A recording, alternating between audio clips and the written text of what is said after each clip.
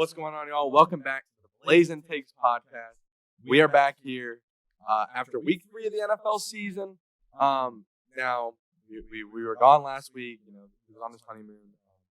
We kind of took the week off. We were regrouping. You know, it's just the NFL is so crazy. We had to regroup. Week 2 was insane, and we are sorry that we didn't get to talk to you guys about Tua looking crazy and all these. The Eagles emerging and things that have carried over into week 3 now. The Dolphins, the Eagles, and maybe some things that haven't carried over into week 3, like the Giants and the Bengals, you know, and it can go both ways. So things haven't, Bengals look terrible week 2. They go and get the win against the Jets, look pretty good in week 3. So, you know, some teams maybe are separating from the pack. Some teams are, you know, putting their early season struggles away. And some teams are showing that it was just an early season fluke, and maybe they're going to go back to being what we expect from them. But the jury is still out for, I think, all 32 teams, besides maybe the Texans. I mean, they're 0-2-1. Yeah. And hey, you know what's funny about the Texans? Didn't Sam pick them to beat the Broncos last week? I'm sure he did. It was his lock of the week or something. Oh, yeah. I don't know. That's right. Sam, listen, this is another reason you can't trust Sam. But they're probably the only team that I'm like, I'm shutting the door on their playoff hope. Every other team, I think the jury's still out there. Some teams more likely than others. But regardless, this is the Blazin Takes podcast. We're going to get into some good topics today. We've got bad quarterback play. We've got some surprises and not so pleasant surprises coming for you guys later, as well as we're going to hop on to the NBA side of things with Media Day being today. And Ime Udoka talk and the Boston Celtics. So all of that coming right to you guys right now. And first off, we are going to start with the bad quarterback play. All right. Now, this is so bad. I just have to get out of the way now. Like, this is a little mini rant probably, man. Okay. Oh, man. The quarterback, there was some bad quarterback play this week.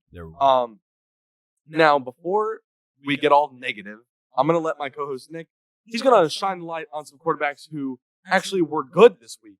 And he's going to be the more positive guy. And I'm just going to be here to bring all of these guys down because a lot of bad quarterback play. But please highlight the few that were good this weekend. Okay, Nick. So when you think of these 3 players, man, where do you put them on, like, the tiers? Trevor Lawrence, Jared Goff, and Daniel Jones. So like, rank them 1 to 3? No, like, or who are they by? Yeah, like, who would you? Who would I compare to those guys? Yeah.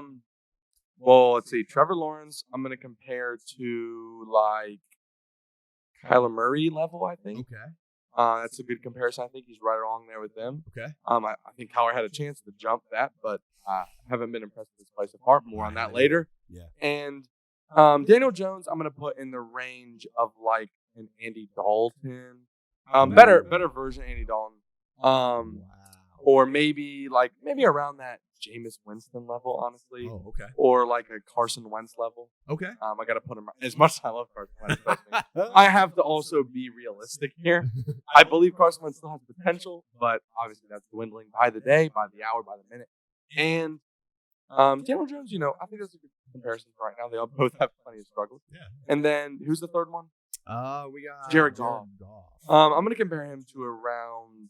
Put him like the Daniel Jones. I'll put him a little bit over Daniel Jones. Okay. Put him a little bit over.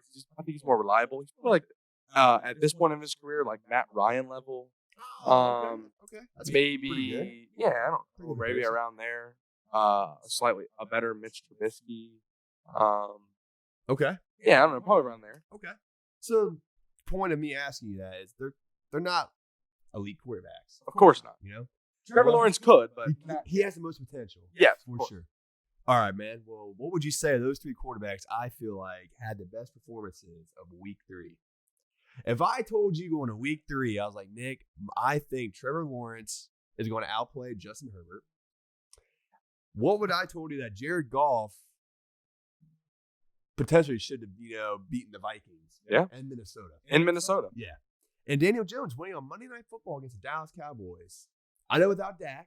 Don't get me wrong, without Dak, but Cooper Rush is no joke, man. Yeah. Honestly. He's been impressive to me. I'm not Yeah. gonna lie. I mean, like Cooper Rush. So you're saying he played better than Cooper Rush even though he lost? Yeah. Even though Daniel Jones lost, you think he played better though still? I think so. Okay. Yeah. I mean, you can make an argument, but like they're neck and No, neck. that's fine. That's fine. Dude, Yeah. Trevor Lawrence. But Daniel Jones still impressed He did. Okay. Trevor Lawrence, out of those three, probably impressed me the most, man. Yeah. Trevor Lawrence went into Los Angeles. They put up some points, bro. 38 points. 38 to 10. They beat the Chargers. Now, granted, injuries happen to the Chargers. Yeah. Justin Herbert's probably not fully healthy. No. You know, so I will give him a little bit of benefit of the doubt, but Trevor Lawrence went to LA and balled out, bro. Yeah, he did. You got to give it to him. Yeah. You got to give it to him. Dude, I think overall he's actually the best quarterback of week 3, man. I give it to Trevor Lawrence. You have to say that, honestly. Yeah, I mean, who else? Lamar Jackson was pretty good, I guess. He was. He was pretty good. He had like 5 touchdowns, so it'd probably be between those two. But Trevor Lawrence went into LA and did that. And now, yeah, Lamar was on the road as well. Yeah. But I mean, still, the Patriots, bro. I mean, it's impressive. It's the Chargers defense. He went to LA. That's a far trip for Jacksonville, and he's a young quarterback. He had never won on the road, believe it or not. Exactly. Trevor Lawrence had never won on the road. So he goes on the road against an AFC supposedly Super Bowl contender. We'll see. But supposedly a Super Bowl contender goes to their house. Now, again, it's LA. It's not an intimidating environment. But still, you know, you got to go on the road. You play in that stadium against a very good team and a superior quarterback. Yep. On paper, at least. And you go and win. So, and by blowout fashion. Yeah. So, yeah, okay, that's pretty good. You know? Amazing. You got to give it to him. So, you know, no better way winning on the road than going to LA who many have, like you said, going to the Super Bowl this year, man. I think I had him in the Super Bowl, didn't I? Dude. Maybe. You may have picked him, man. But that might be my Super Bowl. If Herbert gets healthy, don't man. We'll have to go back to the episode 1 because we made our Super Bowl prediction. We all did. Yeah, what to do a little bit. I don't even know what I had. I might have had the Bills. I don't know. You had the Bills for sure. You had Bills and Rams. I did have Bills Rams. I think I had week 1 rematch. I had Bills Bucks. I don't know who I had, dude. We'll see. I should have had Bills Eagles. Maybe that might be the play. Maybe. I don't know. If any of y'all remember, please let us know. All right. Yeah. Right. Please do. Those are my 3 days. Okay. Who just balled out the most all right. quarterbacks. Week 3. Cool. Okay. I like the list. Again, too, guys, you can find us on social media. Blazin Takes Pod, as you said, let us know. Yeah. Blazin Takes Pod on social media, Twitter, Instagram, all that. You can find us here on YouTube, TikTok. But yeah, get at us with if you think like any of these takes we're saying, if you disagree with, please let us know what you think. Because at the end of the day, none of us are in the locker rooms, none of us are on the sideline. We're just giving you what we think from when we sit on our TV and sit on our couch and watch it. Yeah. You know, so I watch a lot of the games, analyze it the best I can, but at the end of the day, we don't know what's going on. So hey, we're giving it our best go here, but also you guys let us know what you think. So to get into it here, bad quarterback play. All right, so I'm just going to get right into it. I'm not going to waste your guys' time to dance around this. These guys were not good this week. Now, I will say some were better than others in this list. This is no ordering. This is just guys that played under their potential, and a lot of them well under their potential. So a bad game for Josh Allen might be a good game for Mitch Trubisky, right? Well, this is all. There's levels to this here, okay? So we're gonna go through this here. First off, speaking of the guy, Mitch Trubisky, Thursday night. I mean, he played good in the first half. Okay, he had the offense moving. He had consecutive touchdown drives. But then the second half, like every other game so far, the dude is non-existent. He doesn't use the middle of the field, and he was one. Now, I have 1 point for each of these guys that really stuck with me. That was really made me think, man, that was terrible. 1 for 9 on third down. Got to be better than that. That is actually, I think, the worst that the Steelers have ever been under Mike Tomlin. So, granted, Ben is a big reason for that. He converted third downs a lot. But Mitch, not a good look for him. 1 for 9 on third down. Got to be better than that. And a lot of them were short. Watching the game, a lot of them were 3rd and 5, 3rd and 3, 3rd and 6. He didn't have a lot of 3rd and 12s, 3rd and 10s. No. These were convertible third downs that he was failing to make the right read and do a lot of deep balls on these plays where me as a viewer, you only need 3 or 5 yards. Let's get the first down before you take the shot. Yeah. It's just a low percentage pass, especially when he's throwing it. So, yeah, pretty bad. Next up, Justin Fields. Now it's a win, but shouldn't be proud of this performance. 8 completions and 2 interceptions. So he, out of his 8 completions, You take a fourth of that number. That's how many interceptions he had. That's pretty bad. Again, granted, only 17 attempts, so they didn't really throw the ball too much, but he wasn't good. You know, I mean, that's not good. Houston has a very young secondary, so yeah, not great. Nick, real quick, refresh me. How did the Bears score 23 points? Running game was pretty effective, and I have something that's going to get to that later. Okay, all right, I got you. Yeah. So, but running game was effective. Yeah. So, and defense held the Texans to 20, but they did need a field goal at the end to win it. So, not a good game for him. Moving on here, Derek Carr. Now he moves to 0-3, so obviously that's bad. But also, you didn't get Devontae Adams involved. You got 1 touchdown and I think 3 or 4 catches. You got to get him involved. Okay, I understand he's going to have a lot of coverage, but you're playing the Titans. They don't have lockdown corners.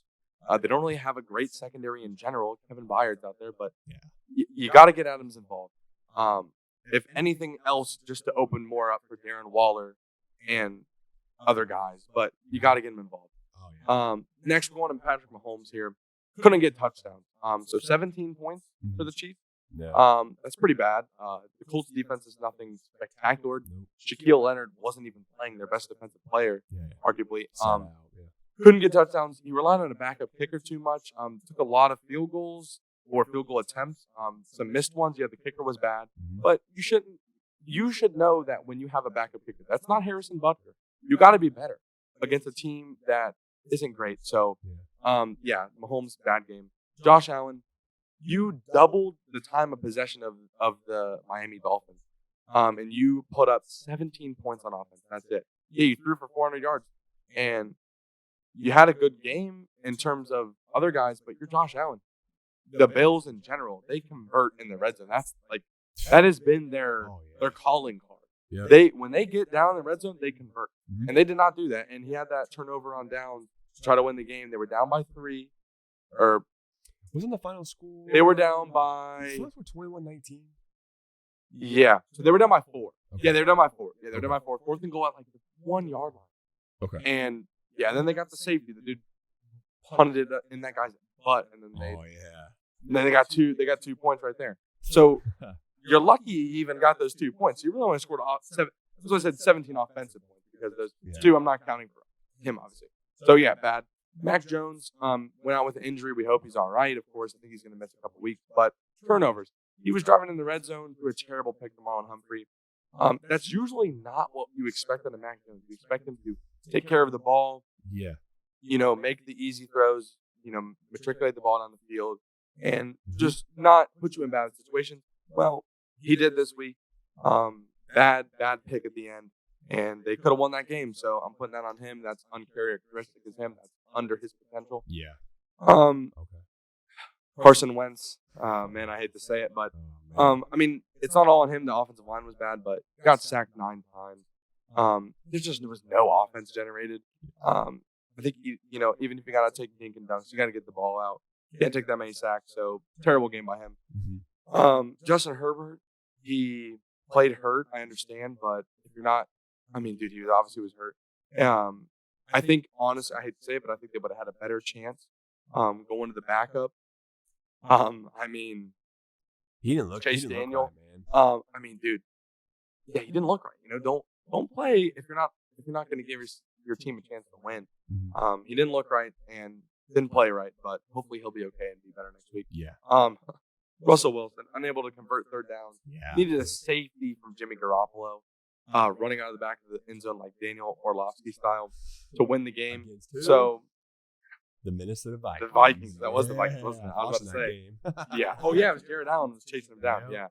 Hilarious. Yep. So yeah, I mean, Russ has just not been good this year. He's looked like Russell Westbrook as a regression here so far. Or maybe if you want to put an NBA comparison to it, maybe he's like James Harden. He still got hype as being good, but man, he hasn't been that good. I think James Harden is a better comparison. Yeah. There's Russell Westbrook, everybody kind of this stuff. But anyway, speaking of the guy that stepped out, Jimmy G. Bad safety. No offense outside of the first drive, which was probably a scripted drive. So Kyle Shanahan, carried you for 7. And what did you do the rest of the game? A field goal. Pretty bad. Yeah. What was the final score of the game? 11-10. Horrible. Wow. Horrible primetime game. The primetime games this year have been kind of bad. But yeah, you're right. I mean, what game? Tell me a primetime game that was a good game, whether it was a blowout or just shitty scoring. Tonight might have been the best one, and it wasn't even that good. Dallas. I mean, yeah. Bills and Titans, Chiefs, and Eagles, Chargers. Chiefs, Chargers is probably the best, but still, it ended up being kind of out of hand. It was lower scoring than I thought it'd be. Yeah, but that was probably the best one, I guess. Yeah. But or maybe Browns Steelers, I guess. I don't know. It came down to the end, but still not a good game. George Pickens had that sick catch. Yeah, Kyler Murray. Dude, I understand. Like, he was trying to throw routes to Marquise Brown that would be routes for DeAndre Hopkins.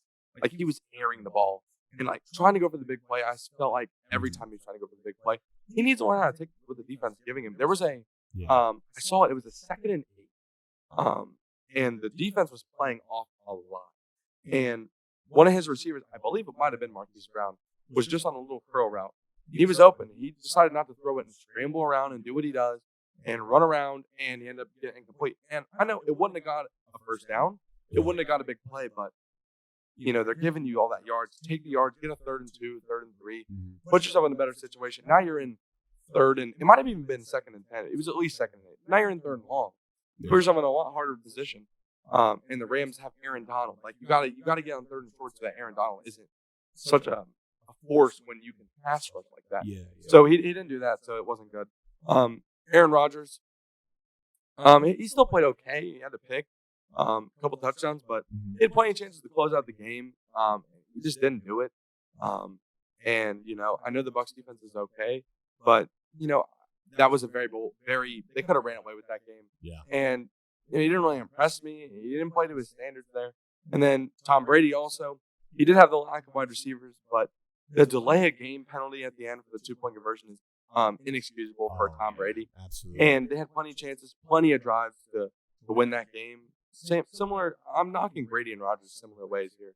They had plenty of chances to seize the game, and neither of them wanted to do it. So I thought they were both pretty bad. It's not what you expect from Rodgers and Brady. Right. So, yeah, that's kind of what. So, basically, the moral of this then, Nick, a lot more quarterbacks had a pretty down week 3 than more quarterbacks who had a good week 3. Yeah. Quarterback play was... It's kind of sad week 3, man. It was. And I wonder if there is some sort of, we're at week 3 now. Maybe there's a little bit of that early fatigue kind of setting in, just on like, okay, we're back to playing now, right? Yeah. Maybe these guys are just now trying to get into their, their mid-season form. They're beginning to get in there, but might have had that little fatigue there at the beginning. That's true. So I expect quarterback play to be a lot better next week, honestly. But this week was weird, man. It was a weird week for quarterback play, and absolutely, not in a good way. So okay, yeah, but we'll see. I think next week will be better, and we'll see how that goes. Can't be any worse than that, right? So yeah, again, let us know what you guys think about that. If there's somebody I said on that quarterback list that you think this guy played well, please come at me and let me know. Please. Tell me if I'm being too rude in judgment of some of these guys, because obviously quarterback is a tough position to play in the NFL. So let me know, because who do I know? I played quarterback in 6th grade, and I got sacked trying to hand the ball off. So I wasn't good. This guy's a legend No, now. terrible quarterback. Probably one of the worst quarterbacks that have ever walked the earth. But jersey retired. Don't worry. But anyway, so what do I know, right? I just watched the game. So yeah, that's what I know. That's what we know about that one. We're going to move into something else here that also has been going on. You're going to get away from the NFL for a little bit. Let it breathe. Okay. Don't worry, we're getting right back to it. Quickly here, I want to take a little segment to highlight some NBA news going on, or I don't know if you want to highlight, but I'm going to talk about it. The Boston Celtics, Ime Udoka situation here. Oh boy. Yeah, I mean, he won't be coaching for the season. It will be Joe Mazzulla, 34-year-old, will be the youngest coach in the NBA. Former coach or player, and I believe he also coached with West Virginia. I mean, what can I say about the guy? Not much. I don't know much about him.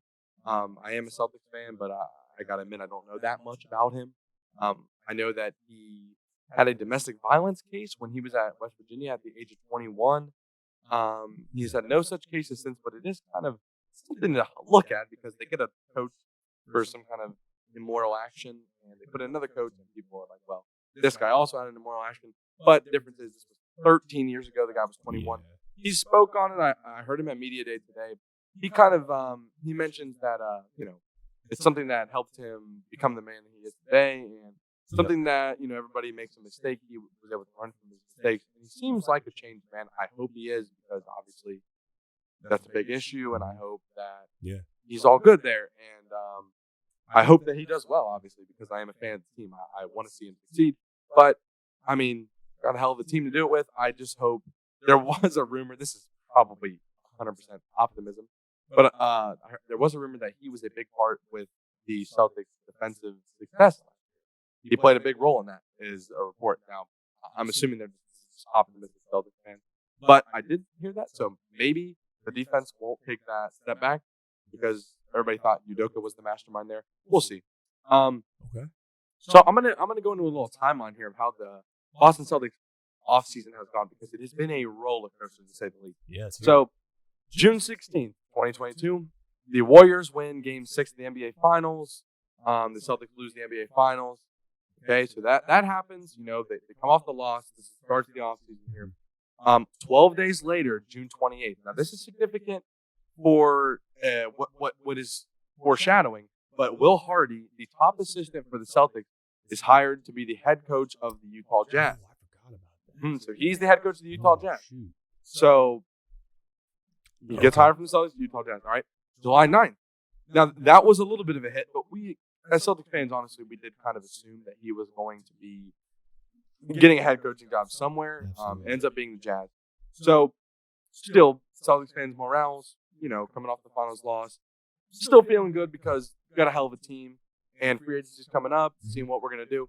So July 9th, the Celtics trade for Malcolm Brogdon in a great deal. And I think it was a 99% consensus that the Celtics won the trade so far. And, so overall, very well-looked trade.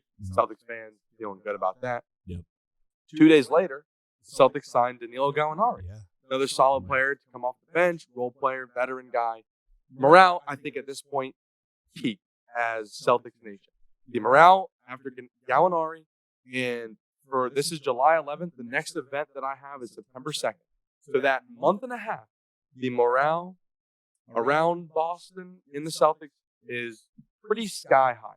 They are number one favored to win the title in Vegas. So the morale is, hey, we have a powerhouse team. We got a team. There's the Kevin Durant news in there too, I guess, that I didn't even include just because I don't know how well.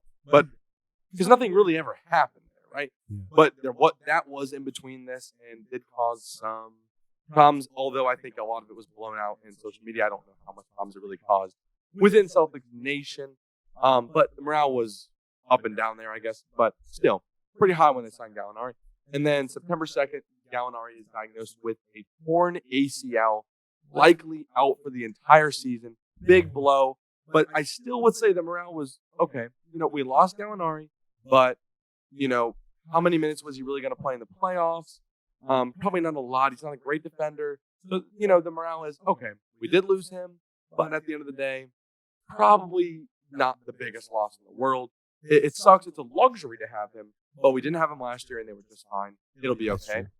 And then 20 days later, September 22nd, the Boston Celtics suspend Ime Udoka for at least one season.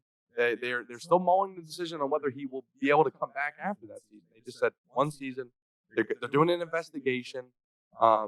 They've been doing an investigation since July, I believe. So they've known since July that something was going on. They've been doing an investigation. They didn't really want this to come out yet.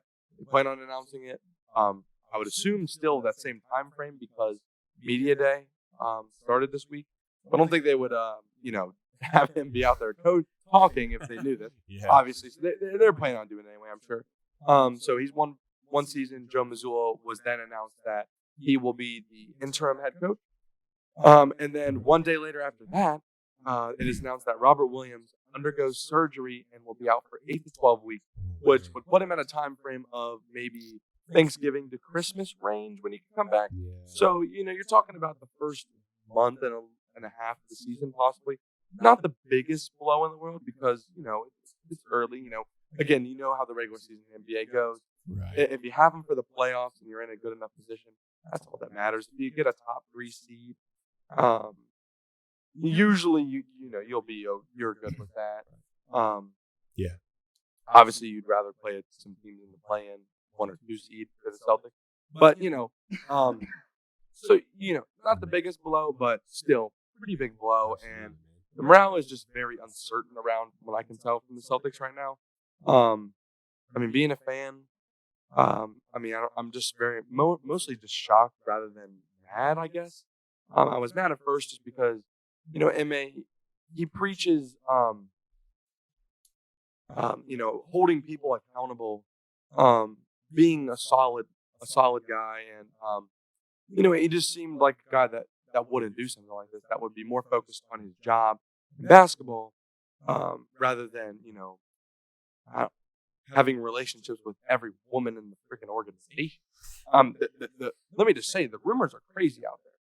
Now, I don't know how much of this is truthful. I've heard a lot of stuff, and some of these are more verified sources. But one report I've heard is the senior vice president of the Boston Celtics, his wife is possibly the one that he was having this affair with, which is wild. And there was a report that this senior vice president, that he had a private investigator because he knew his wife was cheating. He had an idea that his wife was cheating, and he had that, and I'm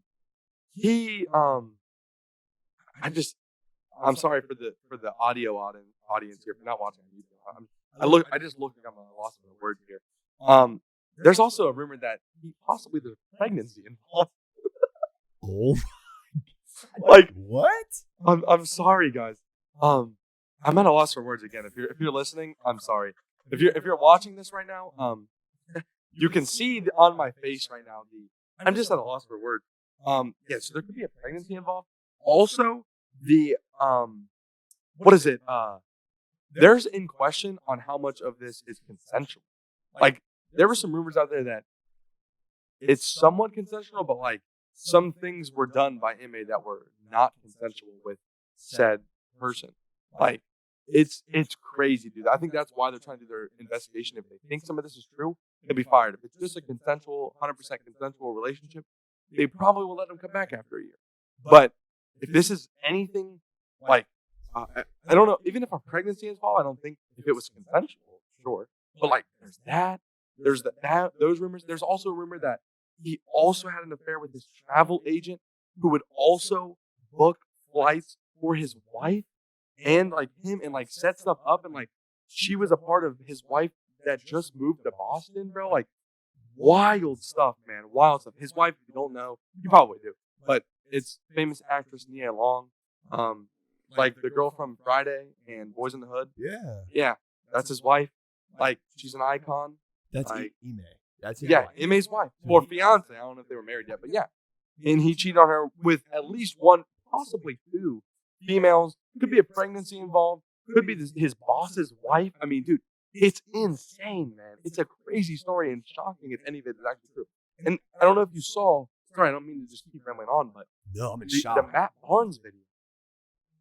Have you seen the Matt Barnes video? I have not. So Matt Barnes immediately when he saw that he got a 1 year, I think he said something along the lines of like, "That's too harsh" or something. I don't know the exact words he said, but essentially he was like, man, that's a lot. And Paul Pierce also said he shouldn't get suspended. Like, they come out and be like, that's kind of crazy, because at that point we just thought it's a consensual relationship. We had no clue that it was anything other than just a consensual relationship with somebody that was in the Celtics organization. Right. So they say that.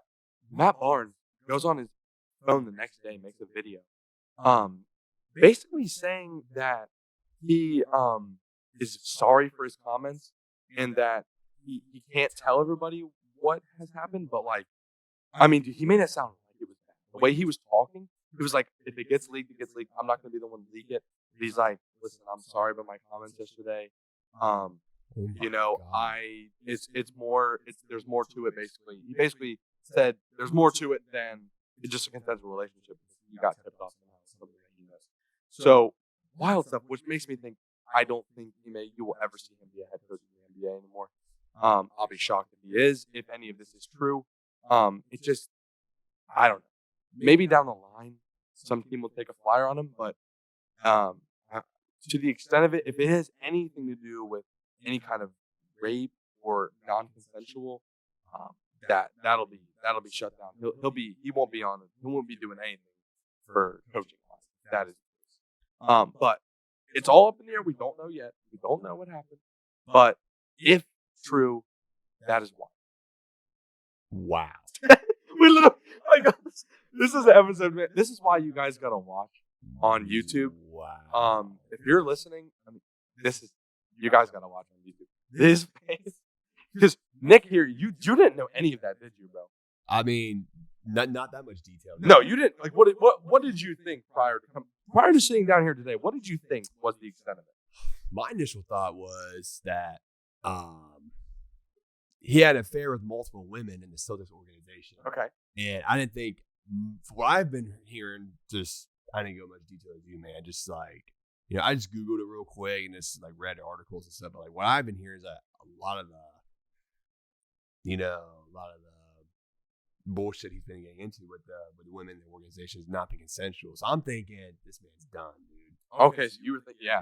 But from what I hear from you, wow, man. I don't know, man. It's hard for me to respect a man who, if all this is true, it's hard for me to respect a man like that, man. It sucks because I really liked Ime last year. I know you did too, being a Celtics fan. 1 year, one finals appearance. Yeah, pretty good start. Bro. It's just, I don't know what he was thinking. Well, what's crazy too, is, it's so hard for me to believe because this dude was with Popovich for years. He put in his time as an assistant for, I want to say like 10 plus years, bro. Yeah. At least like 8 or 9, bro. He put in his time as an assistant at the end of at the bench, not even a head assistant. Like he put in his time being an assistant, and you finally get your head coaching job, and you're killing it. You're up in the candidates for coach of the year. Like you were killing it. Like being an amazing coach, getting your team to the finals. Overcoming Eric Spoelstra, a lot of great coaches, and just to throw it all away, kind of what it feels like. It's just that's what I can't wrap my head around, Nick. It's like, how do you expect to get away with all that? Yeah, why at this day and age, all of the surveillance that can be done. You're a huge organization. It's 2022, bro. Shit gets leaked so easily. People find out, especially if you're like working the position he has, being a head coach somewhere. Dude, you're not gonna get away. You're under a spot. No, man. They don't know. They don't realize it though. Well, hey, if he was an assistant coach doing this, he could have got along with. No one would have cared. Yeah, exactly. No one would have known. Yeah. You're a head coach. This is a different. I'm not. What if he was doing this with the San Antonio Spurs? Don't want to start anything, but let's just say hypothetically it was. It's not a big deal. If it's consensual. If it's not consensual, obviously. If it's any kind of criminal format here, obviously, okay, yeah. But if he's just going around and just pulling the women from the organization and they're consensually being with him, and like he's cheating on his wife and they're cheating on their husbands or whatever, obviously morally, but criminally, nothing wrong with that. And I don't think it'd really be a big deal. But you're a head coach. You are held to a different standard. Okay, but you didn't realize that, Right. So he let it slip, man. And I don't think he'll ever be a head coach if any of that is true. So clearly, the man was not thinking, bro. No, definitely not. So on that note, Nick, okay, what do you think? How do you think the Celtics will be this year? Give me some predictions. Well, I think I still think they can make it to the finals. Okay. I think that they could still get that 1 or 2 seed. I don't. The team itself, and they usually seem to play better when they don't have expectations. So maybe this will be what they need to mentally put a chip on their shoulder and be like, people are going to count us out because we don't have our head coach. It's been kind of a shit show here. Yeah. And that happens. So maybe that they can rally together among that, because then again, they have the leaders, they have the veteran leaders, they have the talented guys, Jason and Jalen, that have something to prove because of the finals last year. People are, a lot of noise in the offseason about them. And Jaylen Brown, a lot of noise with Kevin Durant. I think these guys are going to they're having something to prove early that I don't think they've really ever had to prove and it's weird to say once they make it to the finals, but I feel like they have more to prove now than ever. So these guys I believe are gonna bring it this year, and we still have the veterans, Horford and Smart and stuff. Yep. You know, I still think they're gonna be fine. So I think they could still, they're still a finals contender in my eyes. And I think most people would still say that, although it's not as set in stone as maybe we would have thought a couple weeks ago. So Okay, that's fair. yeah. So that's where I'm at on the Celtics there. We'll see how it progresses here within the next few weeks. Season is coming up soon on the NBA. If you guys are big NBA watchers, though, don't worry. We'll get plenty of NBA content once the season goes. This show will probably, for a while there, when the NFL and NBA season are full swing, it'll probably be, half and half, I'd say. We'll sprinkle in some college sports as well. But, for the most part, we may, if there's some big topics in baseball, we may touch on it. About the playoffs. Playoffs are coming soon, Man, We'll have to, we'll have to see how those go. Baseball playoffs bigger than ever this year, actually. Yeah. 8 teams in the wild card this year. And 14 teams overall? 7 and 7, I believe. Yeah. Out of what, 30? 30 teams. 30 teams. So, like the NFL, almost half of your league makes the playoffs, which I'm all in for. I mean, you see the NBA, shit. They put 10, if you count the play-in, the NBA puts 20 teams in some kind of postseason out of 30, which is unreal. And the NFL, almost half, 14 out of 32 teams, make your playoffs. Awesome stuff. I'm always for extending the season for programs and making more hype around those teams. It always is more fun. Yeah. So, I love to see it. Baseball used to be kind of a very exclusive playoff. Now they're widening their horizons here. Also with the whole every team plays every team thing. Baseball is going in a new direction that I think is going to benefit people to continue watching around our age and even younger than us. Yeah. I think it's going to help because you're going to be able to see certain players in ballparks that you never saw before. So that's just my quick thing on baseball. I think it's in the right direction. And yeah, speaking of that, real quick, I know we got to get into the next segment here, but like back what we were saying about baseball, Nick's right. Next season's probably be like the start of what needed to happen in baseball a long time ago. They're making the bases bigger. They're going from 15, I believe it's 15 inches to 18 inches. Better for offense. Yes. Like Nick said, there won't be no more shifts allowed, which thank God, because that ruined so many players' career, especially left-handed batters. Yes. Jay Bruce, that ruined his career, man. So I'm glad to do that. And the pitchers, they only have a 15-second time clock. True. Pitched it. That thing's going to. And then, this is what speed up the game a lot more. I'm telling you, if you guys, if you're watching this, you're like, you're NFL and like, baseball, I'm not watching baseball. I'm telling you, if you don't want to watch it this year, fine. Tune into the playoffs at least. But if you don't want to watch it this year, I understand. But next year is going to be fun. Yeah. It's going to be a time to watch baseball. It's going to be a little bit of a different game. Yeah. And it's going to be much more enjoyable to watch. A lot more offense.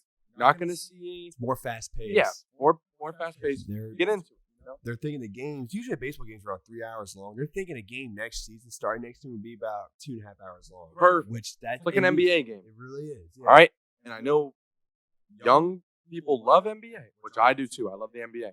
So baseball, you should just go watch. All right. Yeah. It's America's pastime. Come on.